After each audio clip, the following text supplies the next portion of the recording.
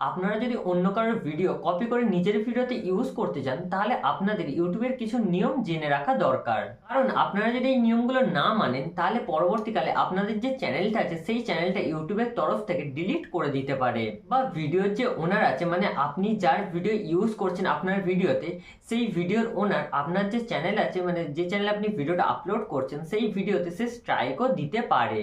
তাহলে আপনারা অন্যের ভিডিও কপি করে কিভাবে নিজের ভিডিওতে ব্যবহার করতে পারবেন। তো আজকের ভিডিও আমি আপনাদের বলবো যে আপনারা অন্যের ভিডিও কপি করে কিভাবে নিজেদের ভিডিওতে ইউজ করতে পারবেন। তো স্টেপ বাই স্টেপ পুরো বলবো, তো ভিডিওটা পুরো প্রথম থেকে শুরু করে অবশ্যই পুরো লাস্ট পর্যন্ত দেখবেন, তাহলে আপনাদের ক্লিয়ার হয়ে যাবে যে কি কি রুল ফলো করে আপনারা অন্যের ভিডিও কপি করে নিজের ভিডিওতে ইউজ করতে পারবেন। কারণ আপনারা যদি ভিডিওটা পুরো না দেখেন তাহলে ভিডিওর মধ্যে অনেক কিছু আছে যেগুলো আপনারা বুঝতে পারবেন না। তো চলুন ভিডিওটাকে শুরু করা যাক। আর আমি অনেক এমন চ্যানেল দেখেছি যারা ইউটিউবের যে নিয়ম আছে সেই নিয়ম না মেনেই ভিডিও কপি করা শুরু করে দেয়, এই কারণে তাদের যে চ্যানেল আছে সেই চ্যানেলটা ডিলিটও হয়ে যায়। তো প্রথমত আপনারা দেখবেন যে যারা এক্সপ্লেন ভিডিও বানায় বা ডকুমেন্টারি ভিডিও বানায়, বা কেউ কোনো জায়গার যখন নিউজ কভার করে, বা কেউ যখন কারোকে রোস্ট করে, বা কোনো কারো সম্পর্কে যখন কেউ বলছে, এই ধরনের ভিডিওতে বেশিরভাগ সময় কপি করা ভিডিও ব্যবহার করা হয়। মানে অন্য কারোর ভিডিও থেকে কিছু কিছু ক্লিপ নিয়ে নিজের ভিডিওতে ইউজ করা হয়।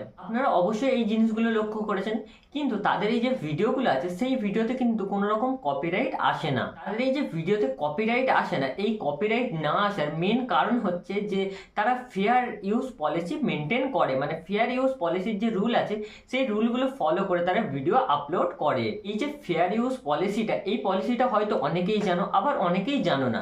এই ফেয়ার ইউজ পলিসিটা হচ্ছে ইউটিউবের একটা কপিরাইট না আসার একটা পলিসি। মানে ইউটিউবের যে কমিউনিটি গাইডলাইন্স থাকে সেই গাইডলাইন্সের মতো একটা ইউটিউবের একটা পলিসি হচ্ছে এই ফায়ার ইউজ পলিসি।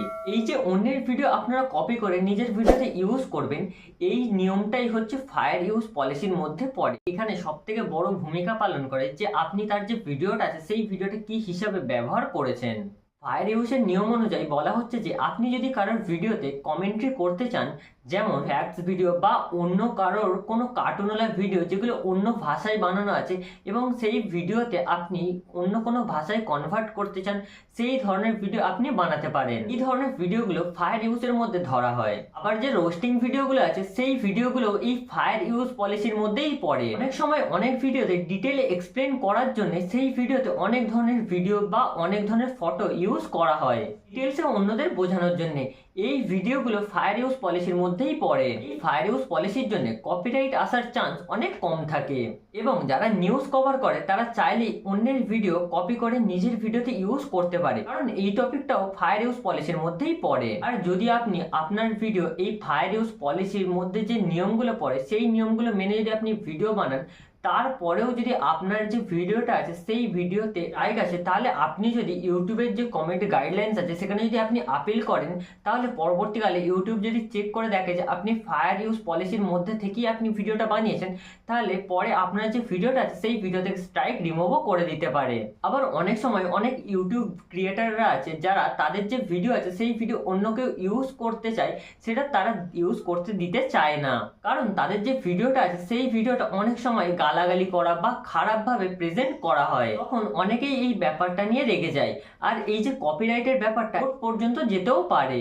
কোর্টে যাওয়ার পরে যিনি জজ আছেন তিনি বিবেচনা করে দেখবেন আপনি যে ভিডিওটা ইউজ করেছেন সেই ভিডিওটা কি পারপাসে আপনি ভিডিওটা ইউজ করেছিলেন। আপনি যে এই ভিডিওটা ইউজ করেছেন, এই ভিডিওটা ইউজ করার জন্য ভিডিওর যে ওনার আছে তার কি কোনো ক্ষতি হয়েছে বা সে কি কোনো প্রবলেমে পড়েছে, তারপর তিনি বিচার করবেন যে তার সাথে কি করা দরকার। আমার মতে আপনি যখন অন্য কারোর ভিডিও ইউজ করবেন তখন যদি আপনার ইন্টেনশন ভালো থাকে, ভালো কিছুর জন্য যদি আপনি ইউজ করেন, তাহলে আশা করছি কখনোই কোনো ইউটিউবার আপনার যে ভিডিওটা আছে সেই ভিডিওতে কপিরাইট স্ট্রাইক দেবে না বা কপিরাইট দেবে না। একজন ক্রিয়েটার চায় আরেকটা ক্রিয়েটার যাতে বড় হয়। আর একটা জিনিস, আপনারা যখন অন্য কারোর ভিডিও ইউজ করবেন নিজের ভিডিওতে, তখন আপনার যে ভিডিও ডেসক্রিপশন আছে যেখানে ডেসক্লাইম দেওয়া হয়, সেই ডেসক্লাইমে আপনি যে ভিডিওর ওনার আছে তার নাম মেনশন করে দেবেন। আর ভিডিওর মধ্যে ক্রেডিট বাই দিয়ে যে ইউটিউবের ভিডিওর ওনার আছে মানে যার ভিডিও আপনি ইউজ করছেন তার নামটা ভিডিওর মধ্যে মেনশন করবেন।